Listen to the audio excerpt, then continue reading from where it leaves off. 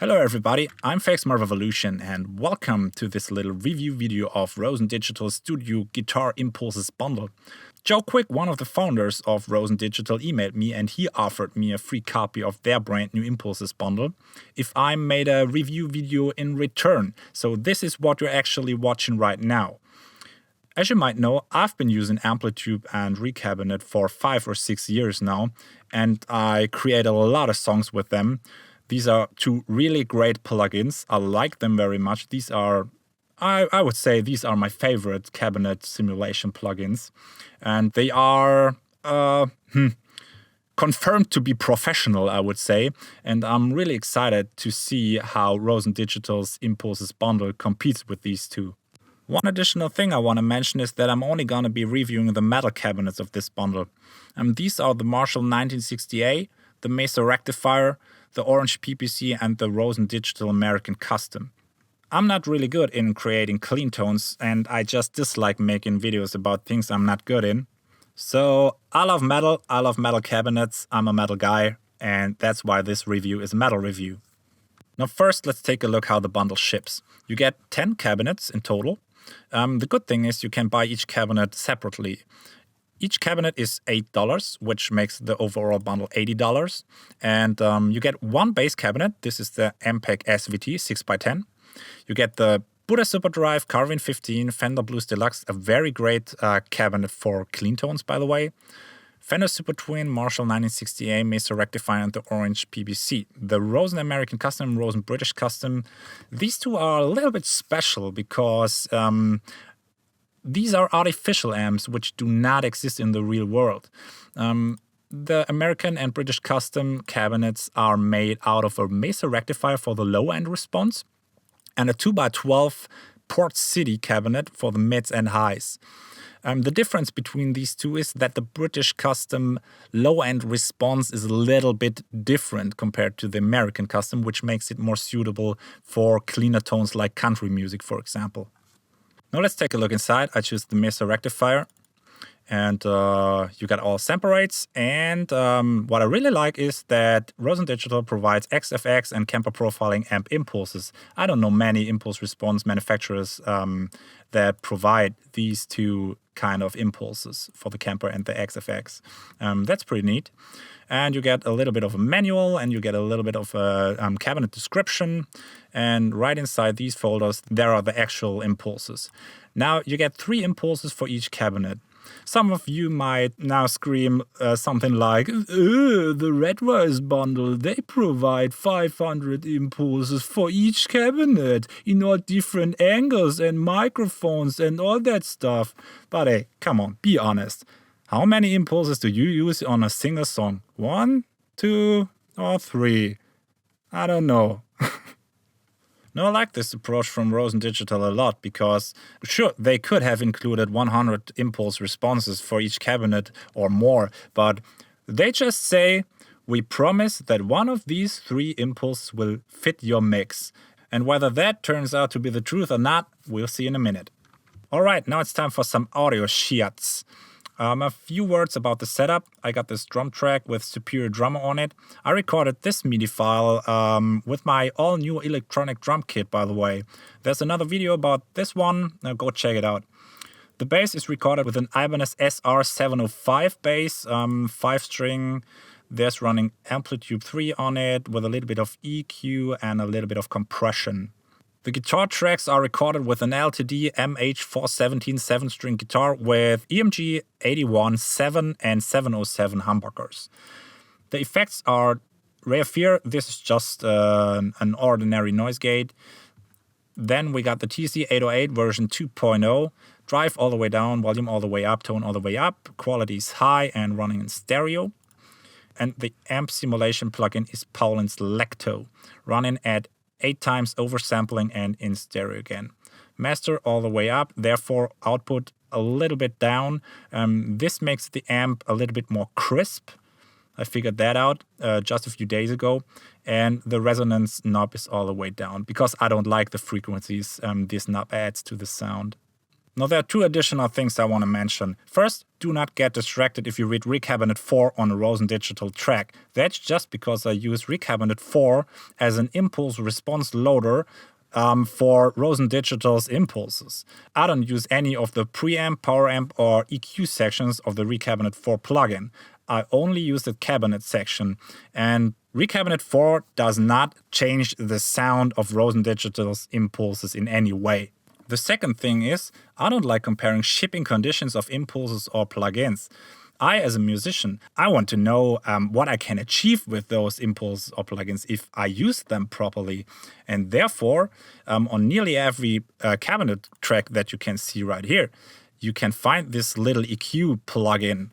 And what these EQ plugins do is sorting out problems that the plugins or the impulses have in their shipping conditions.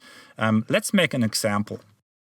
The Mesa rectifier cabinet of Recabinet 4 sounds like this in its shipping condition.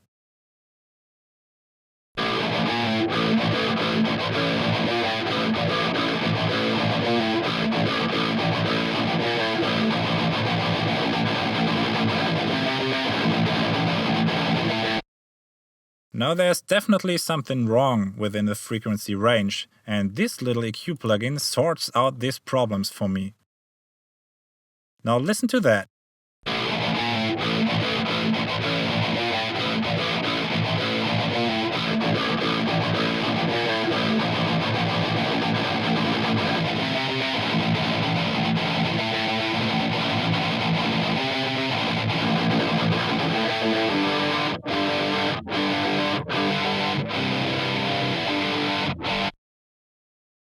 Now, as you could probably hear, I did not change the overall tone of that cabinet a lot. I just sorted out problems within the frequency range. There was a little bit of rumble at 400 Hz. I decreased that a bit. And there was a little bit of fizz at 1.2 kilohertz and 1.6 kilohertz. So these are just frequency problems I sorted out. But I did not do something like add a lot of presence to it or anything like that. So now that I have each cabinet in a clean signal, now I want to compare them and want to see what I can get out of those. Let's start with the Marshall 1960A.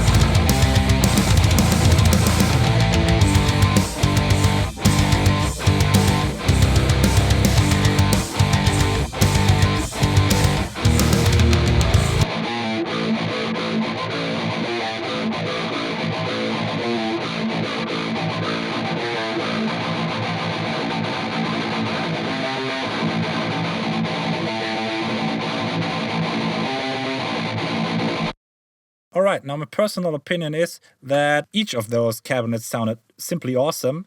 My personal favorite is the Rosen Digital Impulse because it has just this little something to it that makes it a little bit more brutal than AmpliTube 3 and Recabinet 4.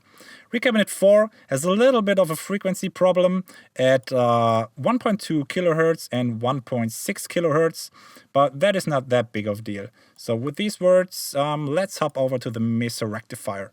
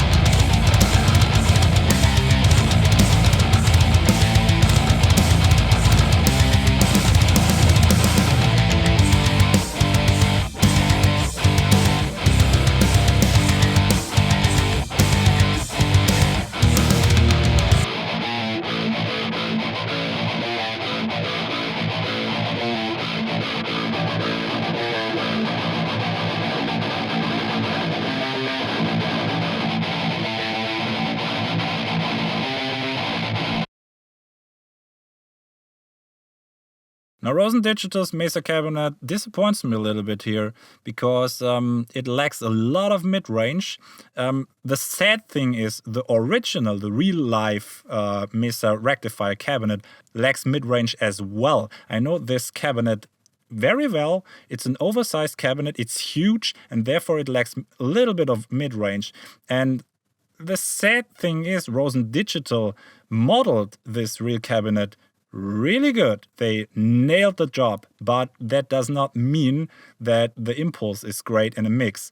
And that is what we're encountering right here. AmpliTube 3 and Recabinet 4, they added much more mid-range to their impulses, and therefore they cut much better through the mix. My personal favorite here is definitely AmpliTube 3. Now, frequency-wise, Rosen Digital and AmpliTube 3 suck at disappointing me. They both have a very clean signal. Compared to Recabinet 4, again, it ships in horrific conditions, but nothing you can't sort out. So there's a lot of rumble at 370 Hertz and a lot of fizz at 1.2 and 1.6 kilohertz, but nothing too special. But it could be better. Now let's hop over to the orange.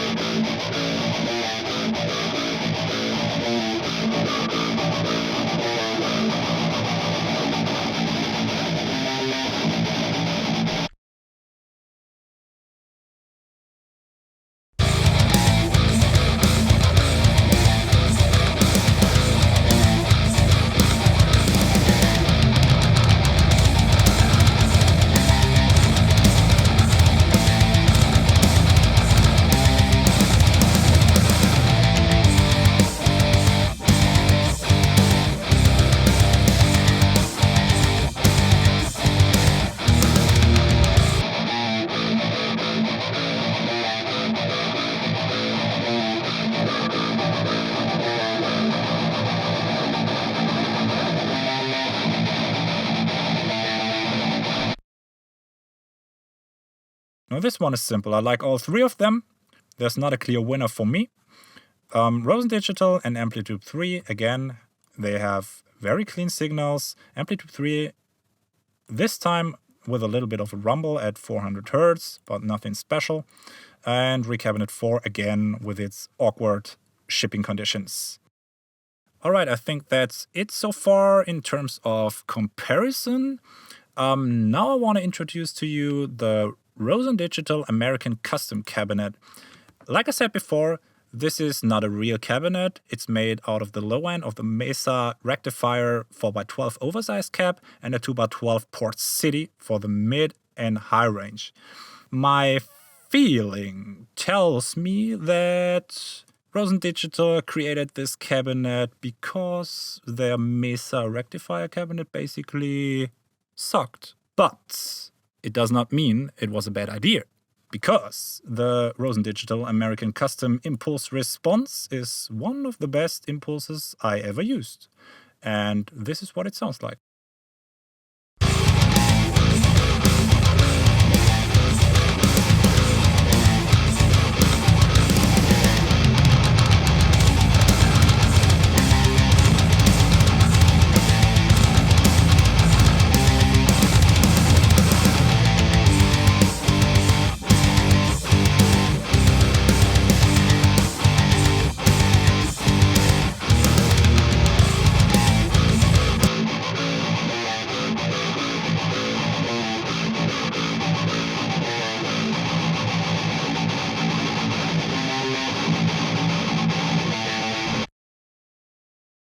Alright, that sounded just brutal in my opinion. I fucking like this impulse.